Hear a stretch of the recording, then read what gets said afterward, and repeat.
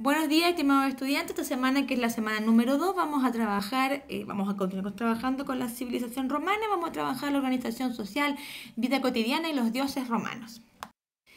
Roma y su imperio recibió gran influencia de los etruscos, pueblo de la región central de Italia. ¿Se acuerdan cuando les expliqué que parecía una botita? Bueno, es territorio italiano, ¿cierto? Y ahí donde está amarillito es la zona donde vivían los etruscos.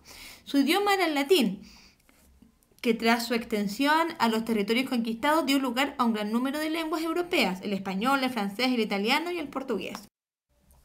La vestimenta habitual de los romanos era la toga, tanto para hombres como para mujeres, aunque había diferencias en el color y en el ornamento según la edad, rango y funciones. Normalmente era blanca, para en ocasiones de triunfo se usaba una toga púrpura. Había tres clases sociales. Los patricios, de clase aristocrática, tenían todos los derechos, los plebeyos, que eran la mayor parte de la población, y los esclavos, que pertenecían a su dueño y no tenían ningún derecho. A ver, otras diferencias también podemos vernos donde ellos vivían. Las diferencias sociales determinaban las formas de vida de los romanos.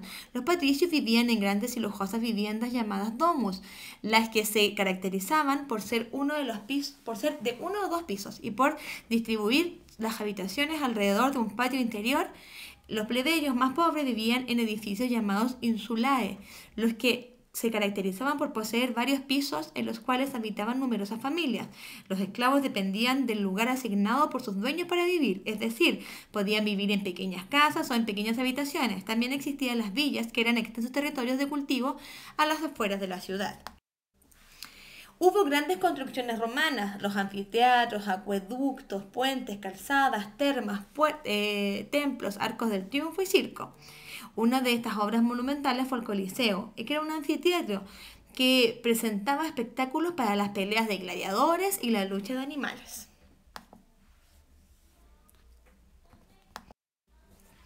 Los gladiadores luchaban con una espada en el anfiteatro, ya con otro gladiador o con un animal.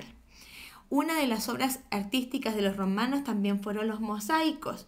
Realizaban con pequeñas piezas de vidrio o cerámica para decorar techos, paredes o suelos, que hasta el día de hoy en Roma, principalmente en Roma de la actualidad, los mosaicos son considerados, ¿cierto?, como obras históricas. Están muy bien resguardados en los museos o donde se encuentra un mosaico, porque a veces por ejemplo, se está haciendo una construcción ahora en la actualidad en Roma y bajo la tierra se encuentra un mosaico. Se para absolutamente la construcción, ¿cierto? Llegan los arqueólogos y eso se protege. ¿Ya? Es muy bonito. Otra de las aportaciones más notables fue el derecho romano, que designaba las leyes que regían los ciudadanos de Roma y de todo el imperio. Y aquí ustedes pueden ver la gran extensión del imperio romano durante el gobierno del emperador Trajano. En naranjito se ve, ¿cierto?, todo lo que es el Imperio Romano, ¿cierto? La extensión del Imperio Romano, si se dan cuenta, abarca una parte de Europa, una parte de Asia y una parte de África. Y al centro de este color naranjo, ¿cierto?, se encuentra el mar Mediterráneo. Puesto que los romanos también eran politeístas, es decir, creían en muchos dioses, tenían dioses equivalentes a los dioses griegos. Como por ejemplo, ahora los vamos a nombrar y vamos a decir qué representaban. Minerva era la diosa de la sabiduría. Plutón, el dios del inframundo. Neptuno era el dios de los mares y de terremotos. Venus, la diosa del amor. Júpiter, el dios del Estado romano, encargado de las leyes y del orden social. Apolo era el dios de las artes y Marte el dios de la guerra.